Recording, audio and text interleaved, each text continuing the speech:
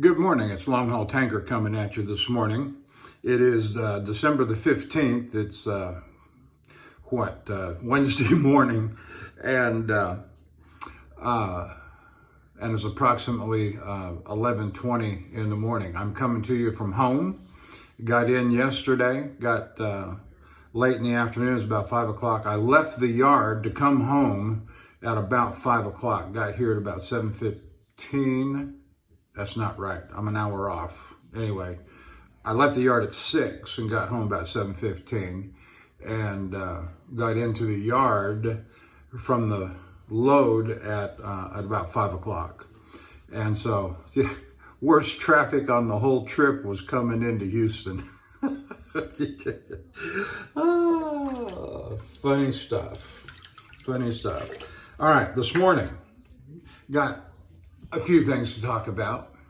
Later this morning, or later this afternoon, whatever, later today, I'm going to do that comparison video on the Arkansas True Hard class of stones. We'll talk more about that in that video, and I'll post it up. This morning, the star of the party. And for me, it's always about either the brush or the razor. The soap is secondary. Yes, I understand the attractions of the soaps with the scents, and they are transitory and therefore put a spotlight on them at the moment you're using them. I get that. But the enduring quality for me is either the razor or the brush. And that's because of what's the word I used in the past, about handing them down.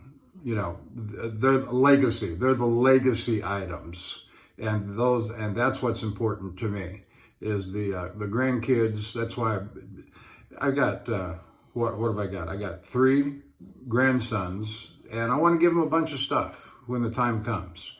And so start off with some gold dollars, you know, as they begin to learn to shave. The oldest is, 12, 13? So it won't be long. I've already shaved them on my own separately. Here, let me do this for you. Anyway, the razor this morning is just one of my outstanding gems. It is, I want you to look at this. If I can get it up close enough and you can see it and the camera will focus on it. Can you see that? I don't know if you can see that. This is a Taylor Eyewitness. And when I found this from my guy in California that I bought so many of my vintage razors from, I couldn't believe my eyes. This is a mint condition Taylor Eyewitness. There are no markings of any sort of restoration work. This is out of the box, new old stock. And here's the amazing thing about it. I double checked just before I started the video, looked it up on 2 or 3 different historical sites about Taylor Eyewitness, and they manufactured between 1865 and 1925. Now that tells me, correct me if I'm wrong, that they discontinued manufacture of straight razors in 1925, and it is 2021, and I'm holding a mint condition Taylor Eyewitness in my hand. This is Sheffield steel. This is outstanding. This is fabulous. And so to be in possession of this is just, thank you very much. Thank you very much. So anyway, there's the Taylor Eyewitness. Now, my brush for today in celebration of, yes, I ordered my Chubby 3 Simpson Manchurian Badger today. Actually, it was last night. And so in celebration and acknowledgement of that, I'm using my Simpson Chubby 3 Super Badger. And I can't wait for that Manchurian Badger to get here. Now, I'll tell you the truth, my wife said I could order it a day early, so I was actually on the road yesterday, and on the phone with my wife, and she said, yeah, you can go ahead and order it. And I was on I-20 in Louisiana westbound, and I needed to take my 30-minute break, DOT regulation anyway. And so I stopped at the Love's Truck Stop at Minden, Louisiana, and I already had, because of the money that she was going to allow me to, she who must be obeyed, allow me to spend, I already had the items picked out that I wanted to buy. And so I ordered that thing. I stopped, I pulled out the credit card, and bam, I ordered that Manchurian Badger along with a couple other things you'll see later. The other part of that is I ordered the butterscotch. Now, I went to the online store, and they had their number. They didn't have as many selections as they did, say, last week on the, with Christmas coming up, I get it. Maybe they're selling stuff. And so I kind of wanted the butterscotch anyway, and so the other options were less appealing to me, so I ordered the butterscotch. And the website kind of indicated that they have an abundance of supply on the butterscotch. Okay, fine. So this morning in my inbox is a message from the company, from Simpson, saying, oh, we're sorry, we're out of butterscotch. However, we got this big long list of others that you can choose from. Well, why aren't they on the website? I may have made a different selection, which I did. I ended up with the options that the lady gave me. I ended up ordering the faux horn Manchurian Badger. So I went to the internet. I typed in Simpson Manchurian Badger, Simpson shave brush faux horn. I wanted to see what the picture, they had no picture on their website. So I went to the internet, and of course they had all kinds of pictures. I said, yeah, that looks like kind of what I want. All right, for my soap this morning, I'm just going cheap. I'm going, I say cheap, I'm using the Hagen shave soap. I think it's a premium or luxury edition. And this is one of the very first and early soaps, along with the C.O. Bigelow, that I used early on. And it's like $2, $3, $4 a puck. And it's readily available in the Walmart and CVS and other such places. It's ready. You walk in, you buy it. And it is actually quite a very decent soap. It'll lather up. It's nice and creamy. It has a pleasant scent to it. And so I've got nothing ill to say about the Hagen. And for a time, before I started buying artisan style soaps, I say artisan, mostly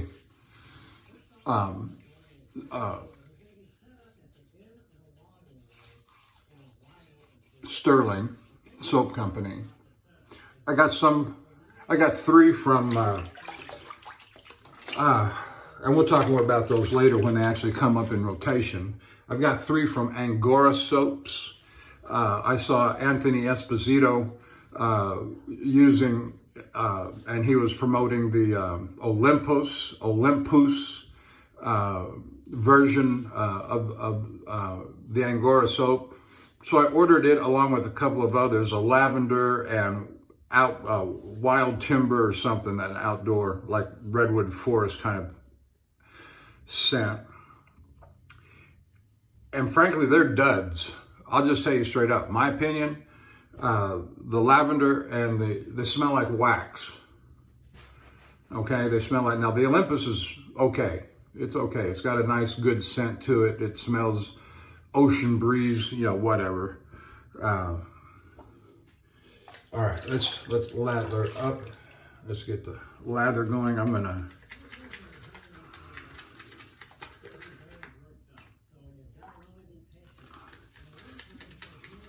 It's been a long time since I've used this. Hagen.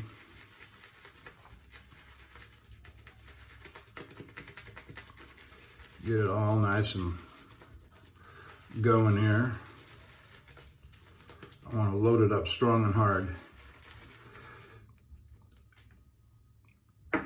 You know, I said before, the Vanderhagen, the CO Bigelow, the soaps that I use, including one I don't mention very often, it's more by oversight, and that's Williams mug soap. You know, those are the ones that I used a lot of early on because they were cheap and I was just starting out and I was putting all my money into the razors and the stones, and more so the stones at the time, because that's, quite honestly, when I learned of this hobby and I saw those Lynn Abram videos early on and he was honing away, you know, it's kind of a package deal. If you're going to take up straight razor, let me say it the other way around. If you're going to take up honing straight razors, you better learn to shave with a straight razor. But it was the honing aspect of it that grabbed my attention first. Of course, you can't take one without the other. All right. And so I was dropping a lot of money on the hones early on, because that's the part that I really wanted to learn. I saw these guys, Lynn and others, doing their expert thing with the hones, and I said, I want to do that.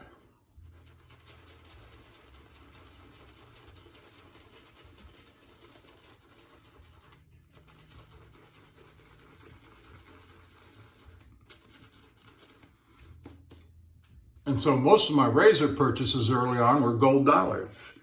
And that's what I was learning to hone on. And I was getting these hones. My first hone, like most people, is the Norton 4.8, which I hardly use anymore. In fact, I never use, which I should. I ought to break that out and at least keep one or two razors, yeah, even gold dollars, honed up on.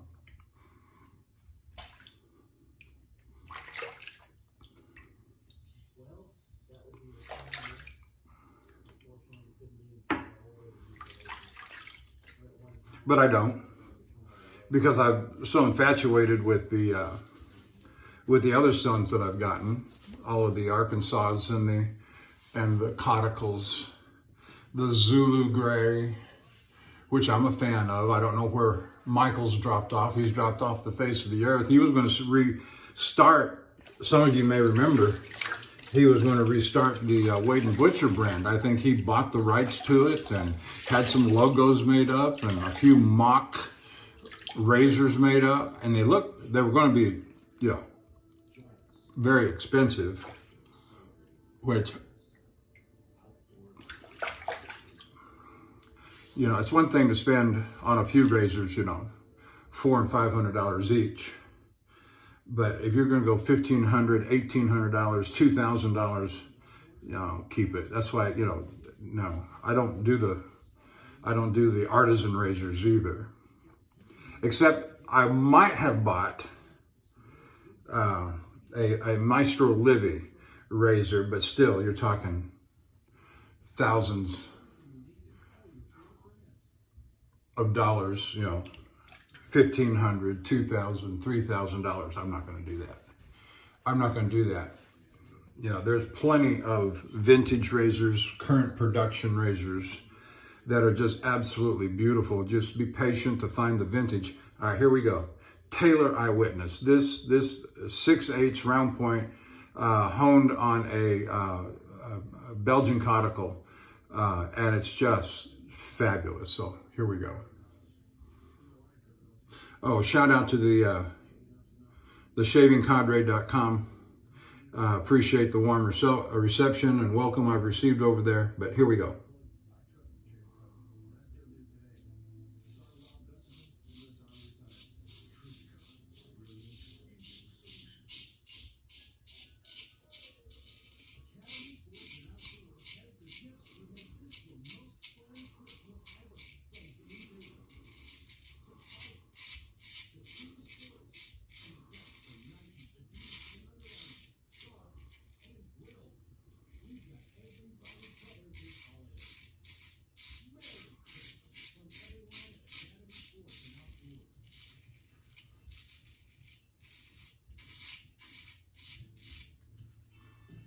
Oh yeah. I've got about a little better than 36 hours of whisker growth.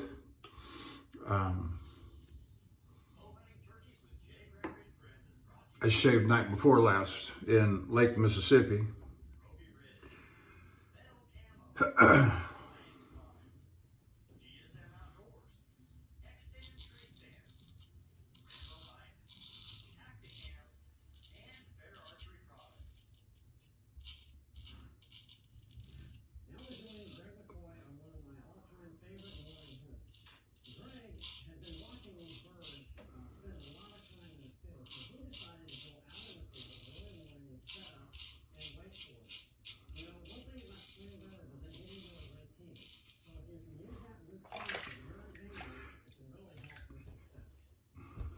If you notice, you probably may have noticed that my shaving videos have moved over to a media section on the Shaving Cadre.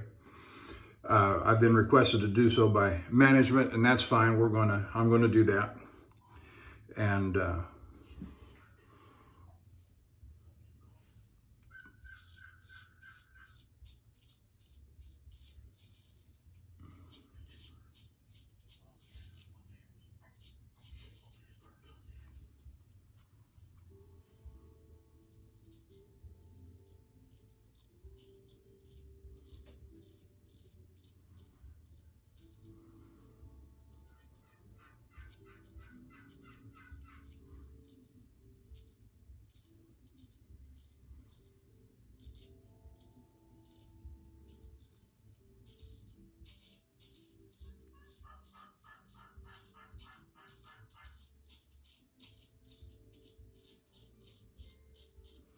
I just heard a turkey call on the television. I've got a hunting, what's it called? Anyways, it's an outdoor channel on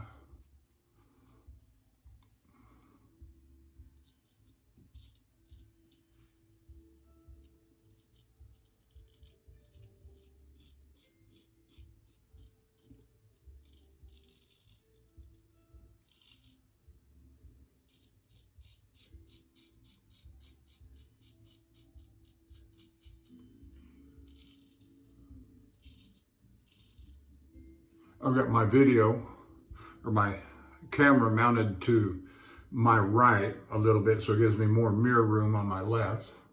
Oh, it's so nice to be at home. I got this huge mirror. I've got this huge countertop. Get all my stuff spread out. I like that. One thing you'll notice about Greg on this hunt is his patience and how he waited for the perfect shot. Waited for that bird to turn around his hand so that he could get the full draw, didn't spook anything. He didn't get in a big hurry when that bird got into the decoy. A lot of times once they commit, they're not going anywhere. I've been having some air conditioner blower problems on my truck the last 2-3 weeks. I came in again and they have to take a look at it before I go back out.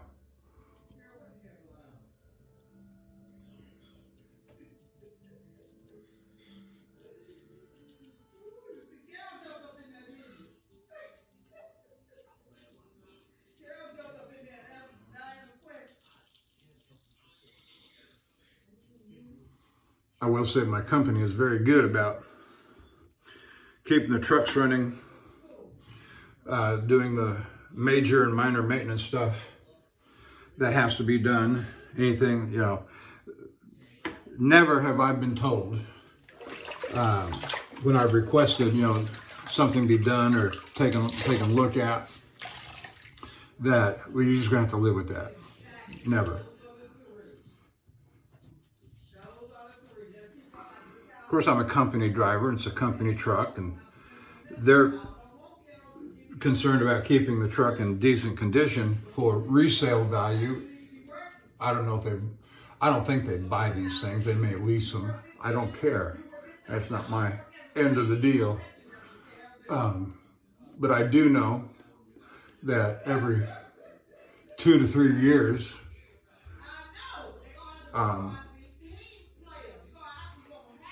they sell the trucks, or they return them and they cycle out their trucks every 3 to 4 years.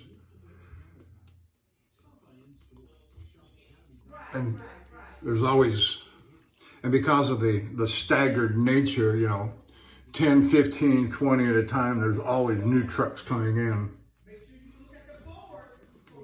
And now that we've expanded so much, we were a company of about 250 drivers, and I say we're probably pushing anywhere from,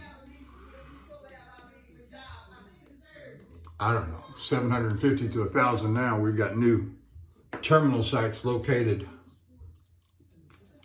all across the South and Southeast, and we're moving up into the Central Midwest. We got new terminal locations in Chicago, Cincinnati. I worked on my own volition. I was asked if I would, I took a load out of Houston and went somewhere with it up past and maybe Toronto. And coming back, they asked me if I would stop in Cincinnati and work out of Cincinnati, pull a couple of loads out of Cincinnati. And I said, sure, where are they going? And had one going back to Toronto, and then the second one, as I recall, went to Winnipeg. And I said, yeah, I'll jump on that one. And then I came home.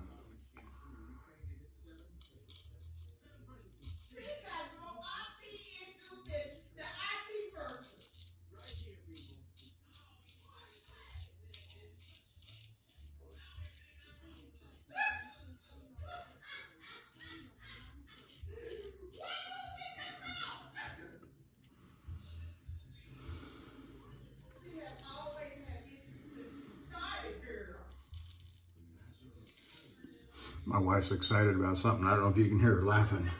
She's on the phone with some of her co-workers. I can hear they're talking about work.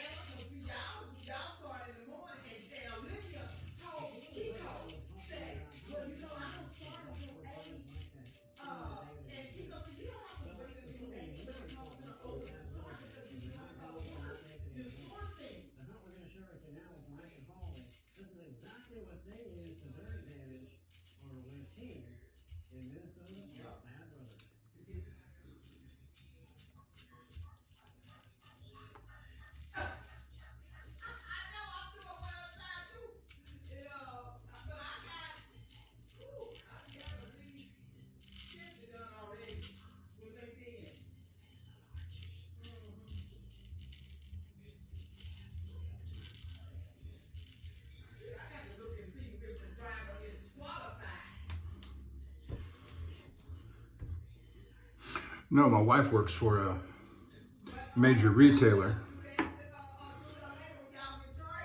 and she is involved directly with recruiting and hiring truck drivers. So we're a transportation-oriented family.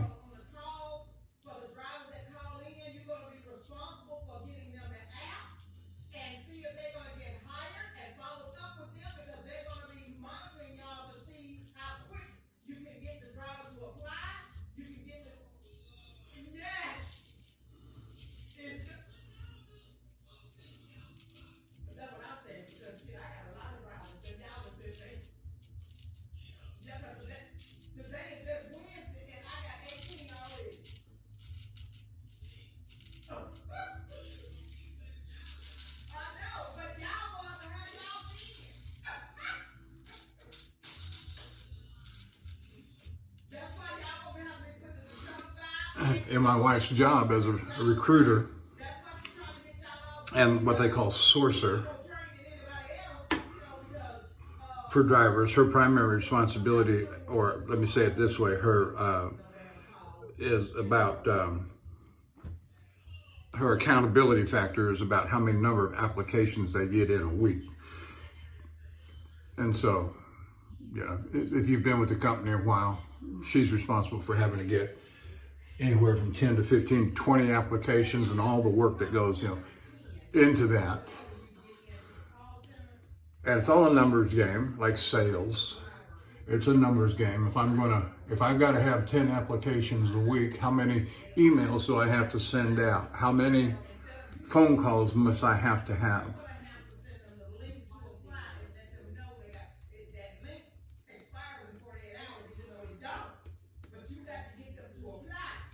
And so if you need to get 10 applicants a week, and 10 applications turned in per week, you know, and the closing ratio is 15 to 20%, or 10 to 20%, we'll say, then you got to be hitting it. You got to be, you know, 500 phone calls a week, you know, another 500 to 1,000 emails a week going out. And you get just like fishing, you got to put the bait out there and have them nibble on it.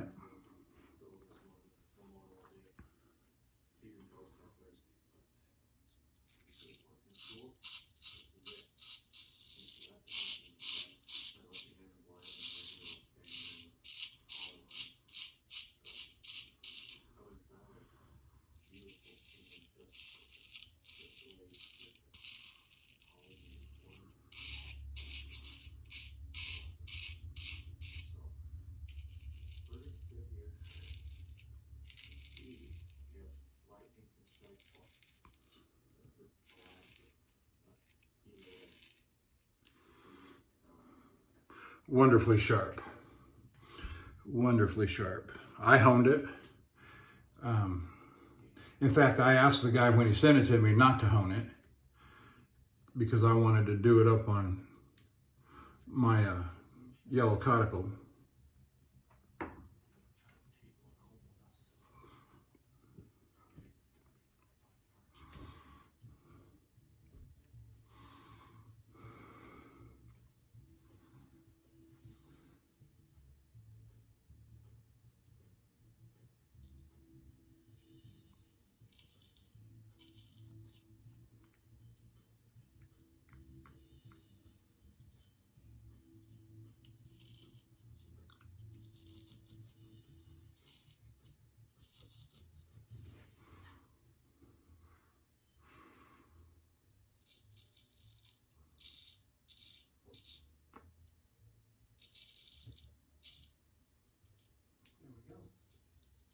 That's two birds today.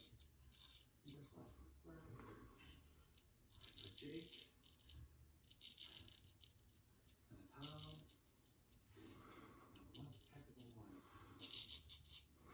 Well, we had an offboarding here in Minnesota. He said it had been tough. We wanted to tough also. So this was our last day. Pretty good morning with a 31. Beautiful morning. Old, but good way to end it. Two beautiful birds. This portion of Bow Hunting Turkeys is being brought to you by Moving On. See where your arrow goes. America is built on a love for the outdoors. We are a nation of sportsmen, blessed with magnificent natural resources. With broad interests across water and field, we are united in our devotion to nature and conservation. So my truck driving buddy, he went out to California, to Bakersfield, and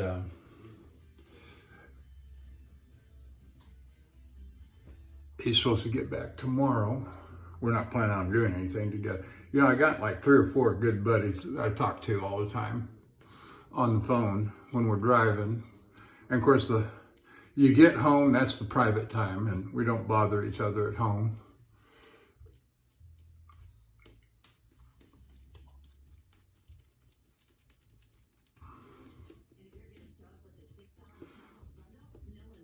I suppose the most important factor in quality to a truck driver,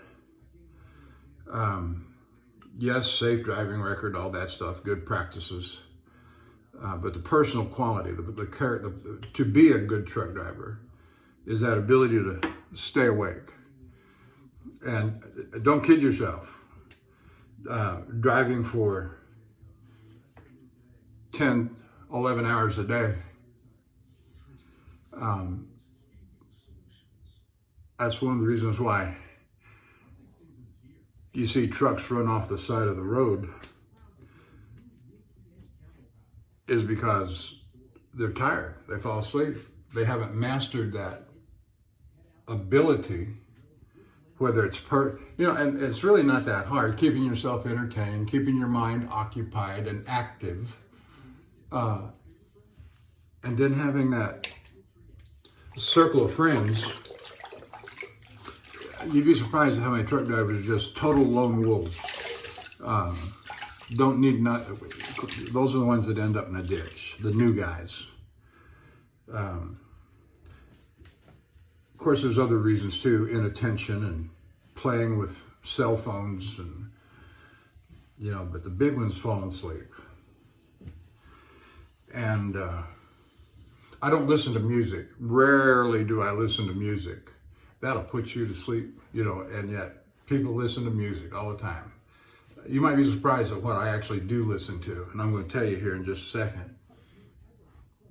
But it keeps my mind engaged. I listen, of course, to a lot of talk radio, and I've got Sirius XM radio, and now with Bluetooth and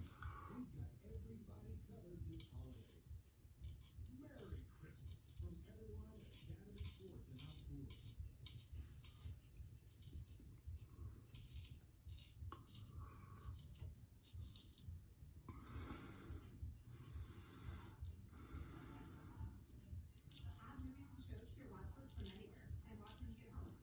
Welcome to Easier TV. Welcome to Google TV.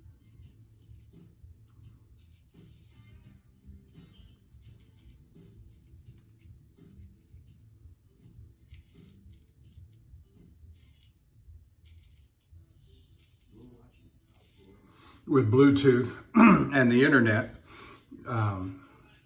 you can find your favorite psychopath and listen to them for however long you want.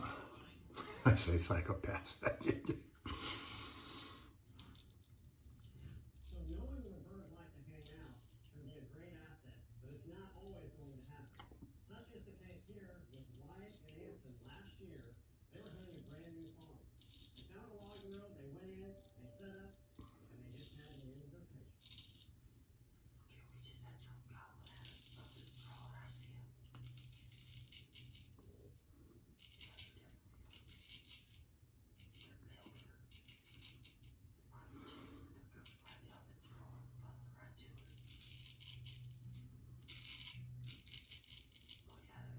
But what I listen to more than anything else, yes, I've got my programs I like to listen to, the political stuff. And I can take them for about 3 or 4 hours a day, and I like listening to old-time radio on Sirius XM, classic radio.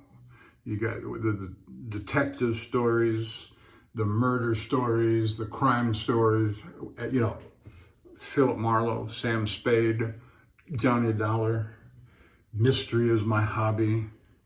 That stuff is great.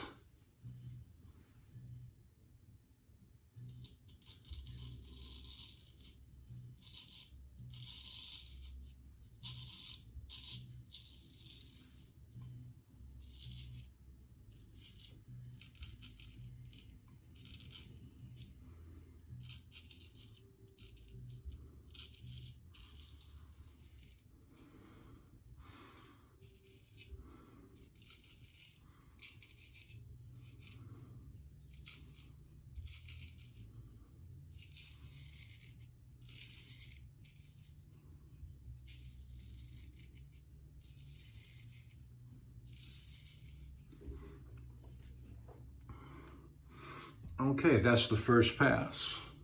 both hands. And that soap is just working fine. Nothing wrong with that. Look at all that soap I still got there. I loaded it up, yes. And I've said before that, and you see me do it, I don't make it real obvious, but you can tell what I'm doing. And that as I shave and wipe off the blade, I'm wiping the blade back onto the brush. And I've never had a problem.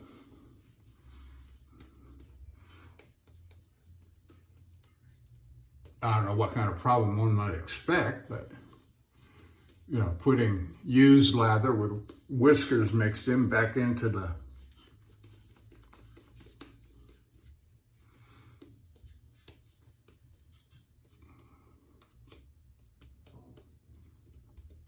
putting it back into the mix has not created a problem. And I can tell you right now that from that last lathering, that this soap tastes like soap.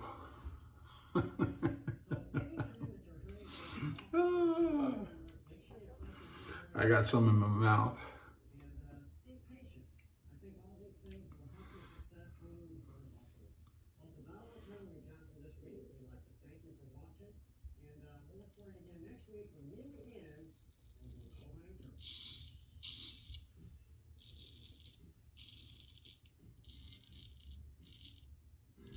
You're watching Outdoor America.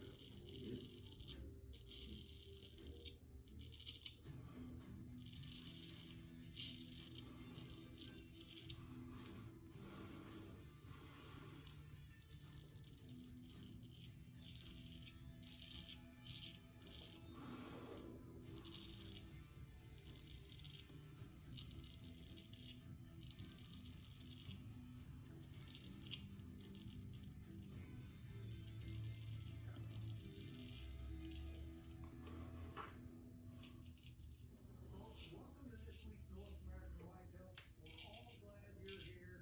Lane and Mike Clarkin are both headed to Lane's home state of Missouri. I tell you folks, I own land in Missouri. I know how good a deer hunting state it is, and if you're in November, it's the place you want to be.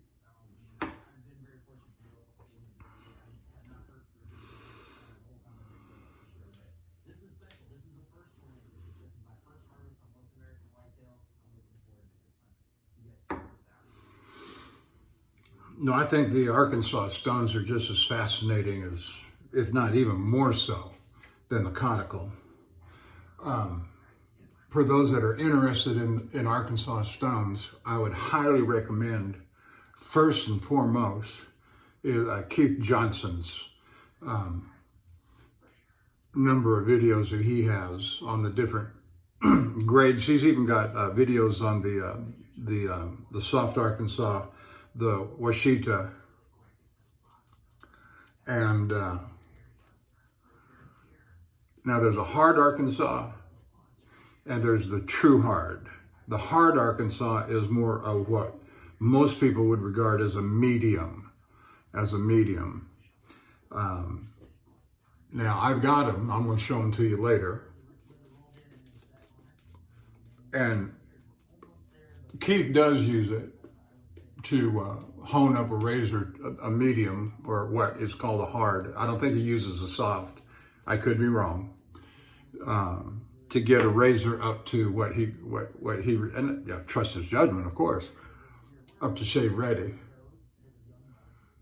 I don't know. I haven't done that. I have no interest in doing that. I don't have any interest in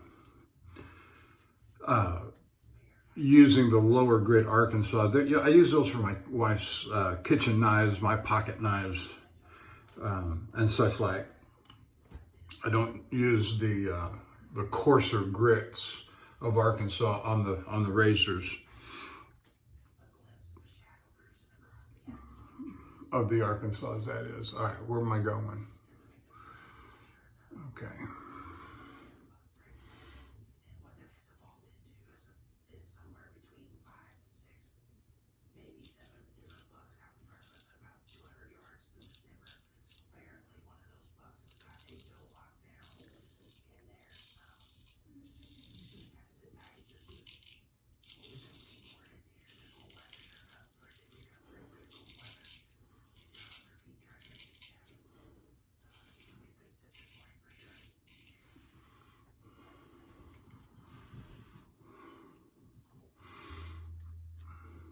my across the grain pass, as I've said before, is primarily about defining the bottom of the sideburn and getting it below the jawline, getting the soap, the lather below the jawline,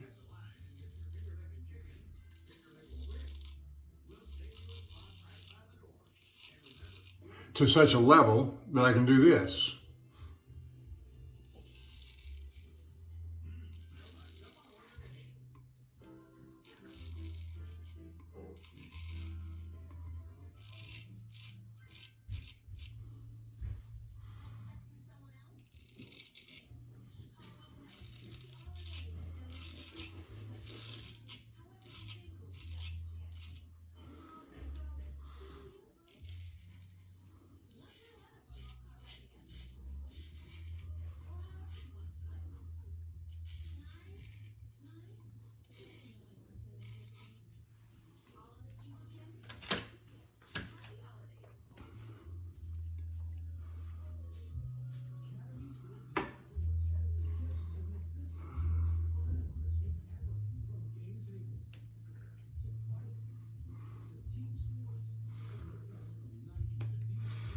I like the handle on the Simpson Chubby 3.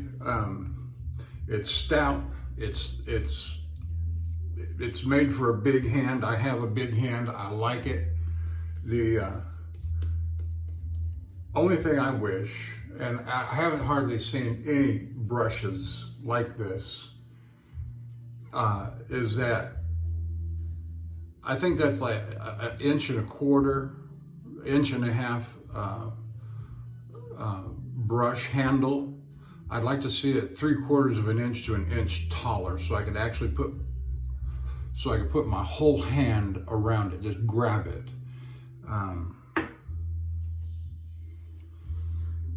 Anyway.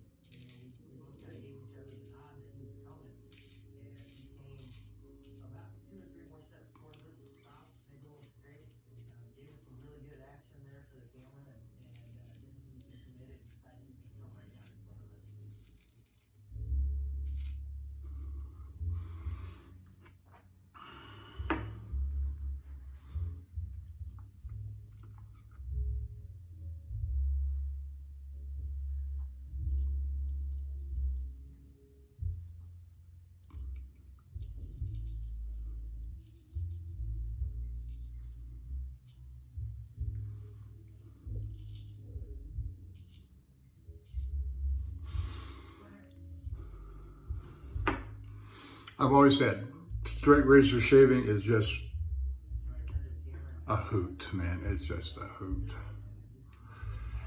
Just a hoot. I love doing it. I love talking about it. I love talking about the razors. I love talking about the stones.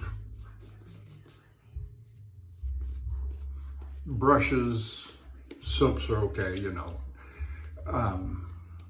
But talking about the soaps that I used when I was early on, and then moving up to Sterling, and I find using those historic brands that everybody should have in their closet, like Mitchell Wolfat and Williams, even though I understand they had a recipe change some years ago. It's not what you buy in the store today is not the the same recipe from 100 years ago.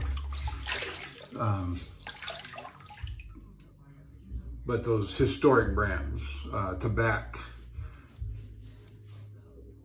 I love those. In fact, I will tell you, my personal opinion is I like those, particularly tobacco and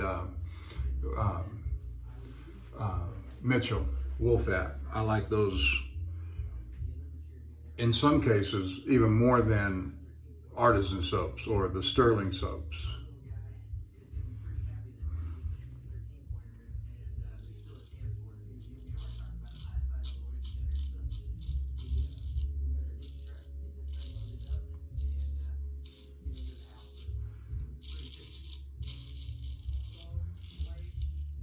But for me, that's just remaining consistent with my underlying principle.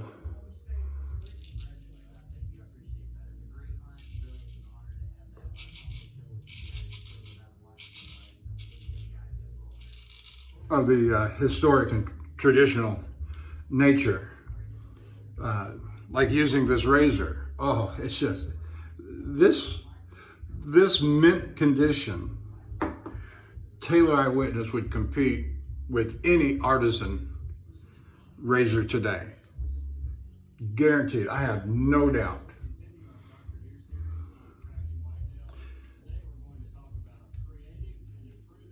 And so the same with the historic soaps like Mitchell and tobacco.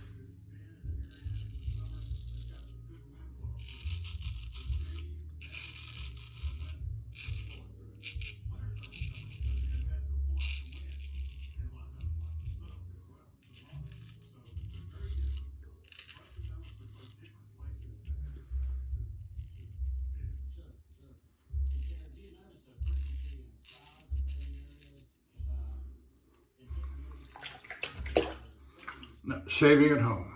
Shaving at home, I love it. I'm getting older. I love my home. I love my wife. And we'll see what the future is going to hold. We only die in some conflagration. Or we might actually turn this planet into a paradise. We'll see what happens. That's some of that psychopathic talk coming out from the talk radio guys that I listen to.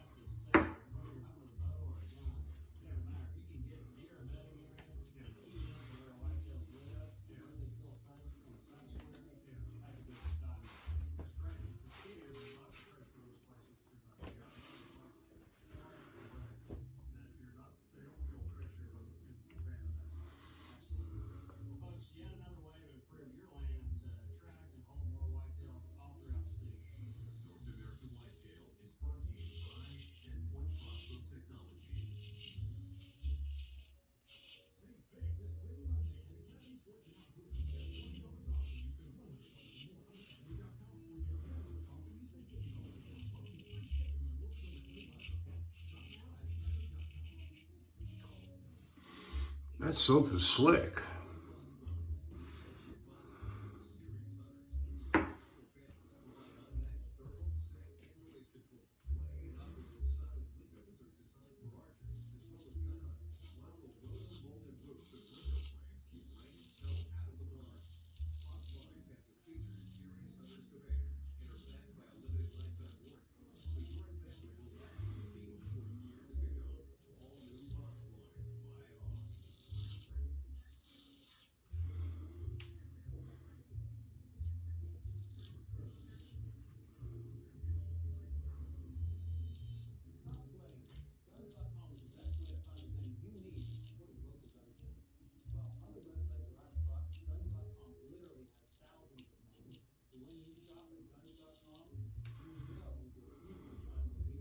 That little spot right there came up about 3 years ago. And the top got knocked off with the straight razor. And it has taken forever to heal.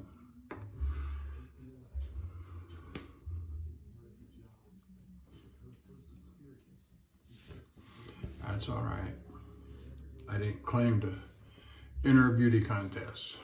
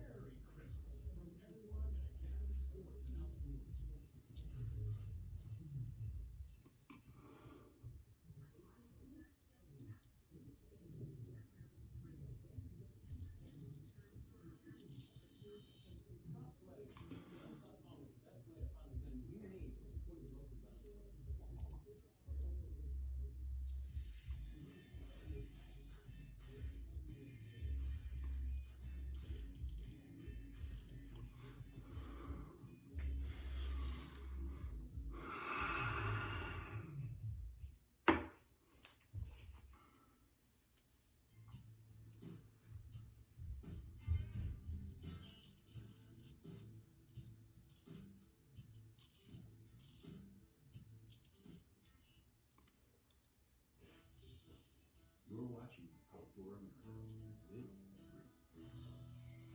North American Whitetail is brought to you by Quick Attach.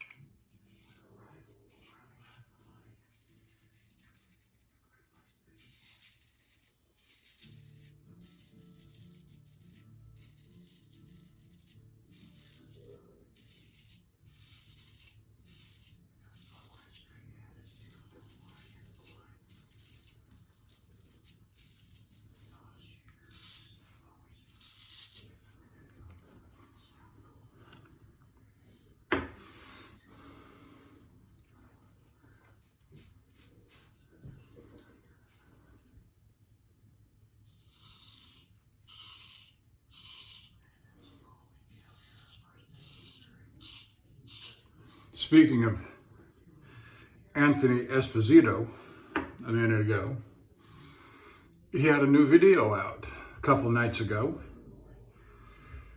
He'd been missing in action for about 4 months. I know he's busy. He's got a lawn service, I think, or landscaping.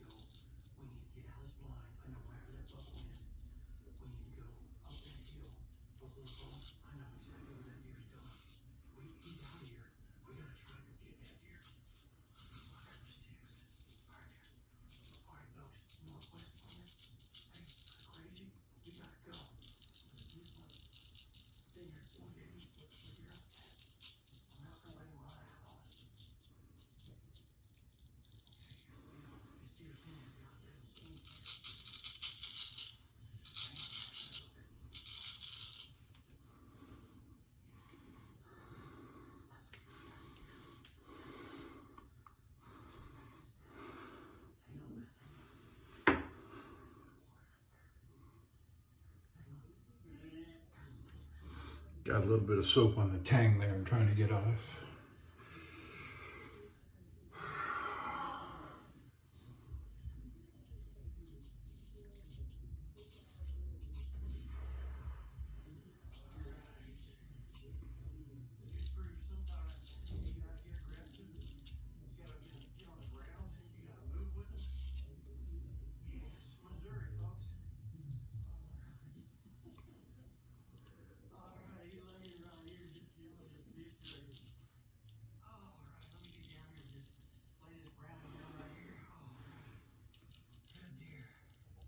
What a special day here at Lather Outfitters. My first buck with the Browning X-Bolt.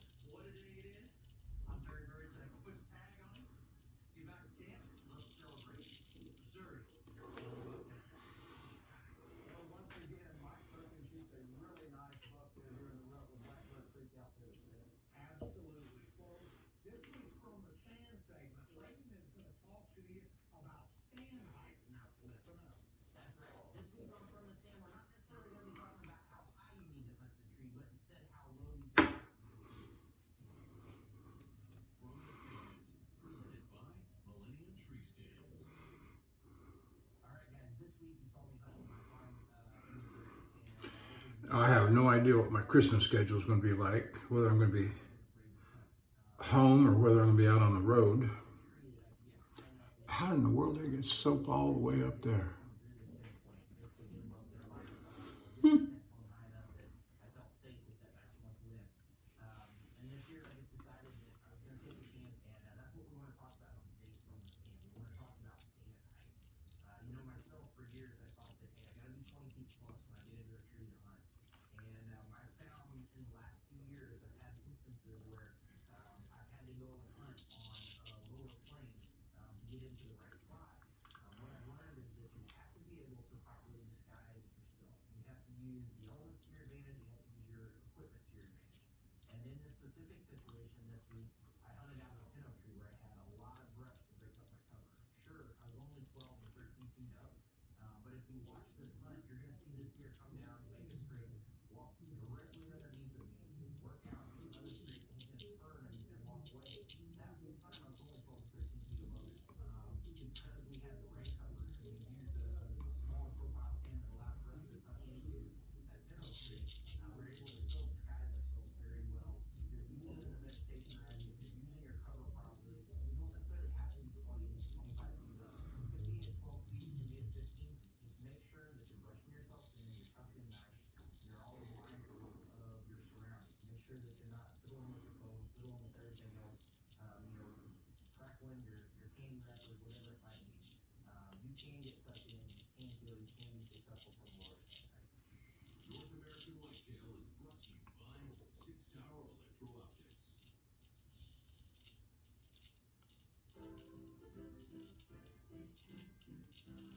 This holiday season, remember the trick. The one that lets you skip the line and get your finger-licking chicken, finger-licking quick. We'll save you a spot right by the door. And remember, you don't wait in line. Yeah, I'm showing we're about an hour and 1 minute. Don't forget to hit that 1.25 speed button on your playback. Oh.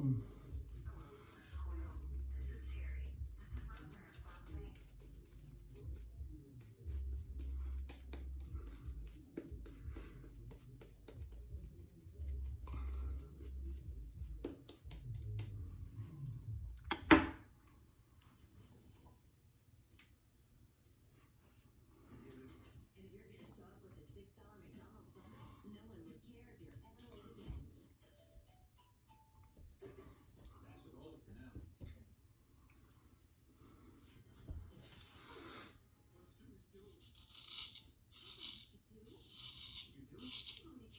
USA.com. I can apply in a minute, and if approved, we can money in our account as soon as the same business day. You're my hero. Saving the day is easy. It's Cash at USA. When you need money back, you need it. Go to CashNetUSA.com and apply for the money you need now. Hello. Oh no, this is Terry. This is Rosemary from You've heard said before that caudicle edges are a lot more forgiving. Yeah, they sure are. It caught right here where that last Philharmonica caught and left a little ding right down in here. And this blade caught it, but it didn't open it up. It caught and jumped over it.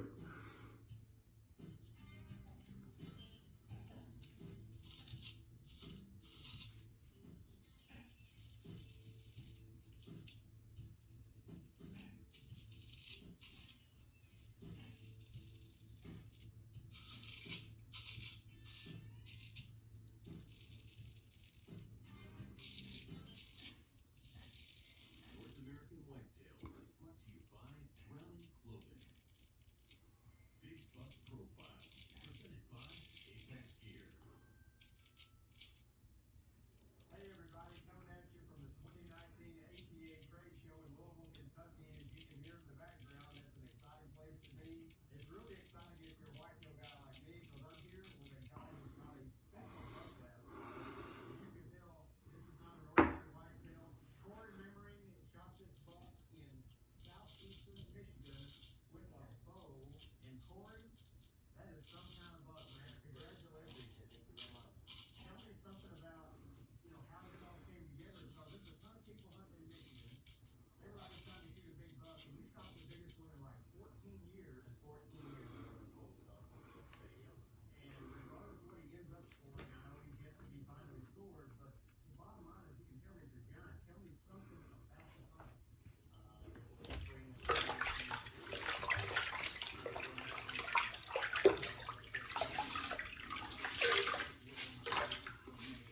We'll rinse this off here and do our cleanup and touch up and be done.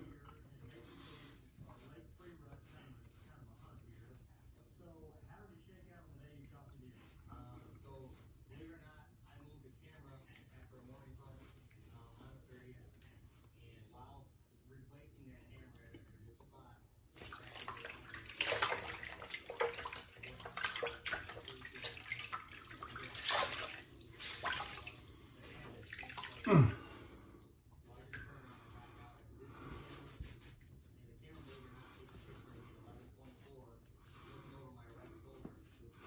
So the truck with the AC issues,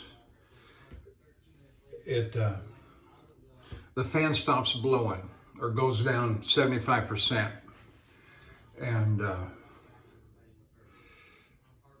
I've gotten to, over the last couple of weeks, to figure out that if I turn the compressor button, the AC button off, and turn the recirculate off, and just let the fan blow, it's still not going to blow very hard.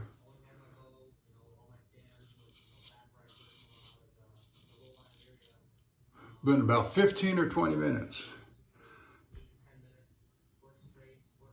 that fan will start blowing at full speed.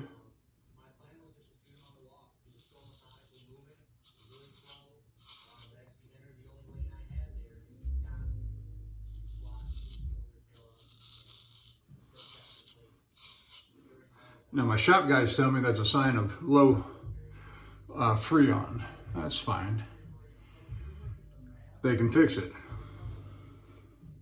I got to move closer to the mirror for this.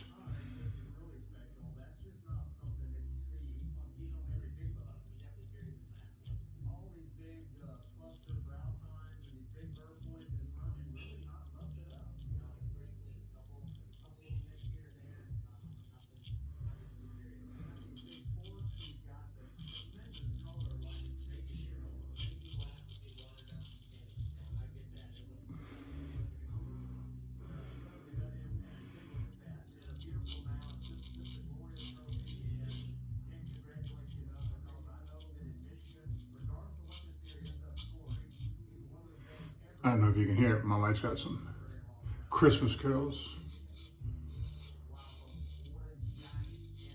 going on in the living room.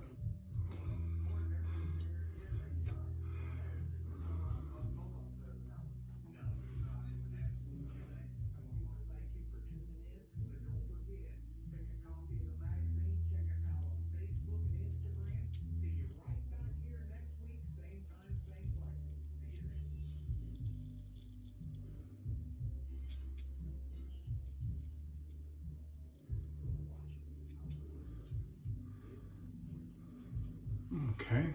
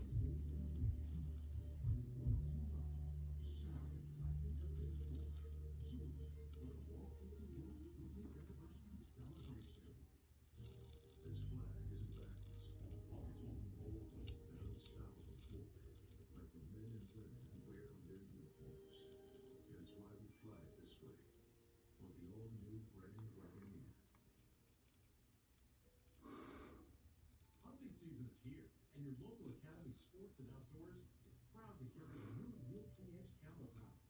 Stop by in store or shop academy.com to get the gear you need to stay hidden. Head out with confidence to know it will blend in at any distance. Pattern disrupts the frame naturally. Academy has everything you need at all your favorite brands. Available in Real 3-inch. Academy Sports and Outdoors. Get ready for life. Academy Sports and Outdoors has the gifts to make this your most fun Christmas ever. From game tables to bikes to team sports and the best from Nike, Adidas to Under Armour, golf, and grills. We've got everybody covered this holiday. Merry Christmas from everyone. Okay.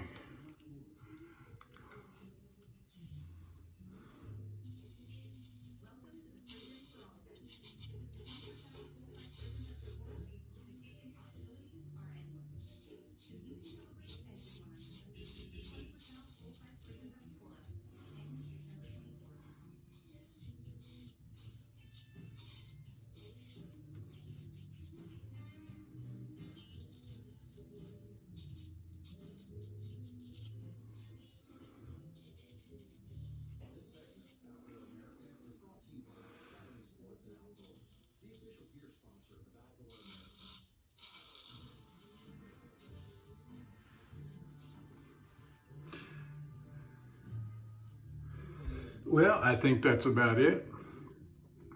I've had a very enjoyable shave. I always love using this Taylor Eyewitness mint condition. The company discontinued operation in 1924. That is just amazing. And there's no sign. In fact, you can still see some of the original, what I say, not some, I mean, it's just as plain and obvious as can be that the forging on it, the pattern, the grain pattern in the steel, that's what I'm trying to get at, the grain pattern in the steel is just, it can't be anything other than original. And it's just as bright, shiny upon it. It doesn't look like it's had any sandpaper on it. There's just or buffing wheels, you know, those things leave telltale signs, right? All the way up. It's just somebody, yeah. What kind of drawer did this get stuck in for 70 years and to come out this? I don't know. I don't know. But it is beautiful. Now we're going to go ahead and stop the video. I am going to do a face shave, but I'm not going to record it or put it up on the YouTube or anyplace else. And so I'm going to go ahead and stop. I'm going to say thank you for staying with me and watching, and appreciate it very much. We'll see you next time. Bye.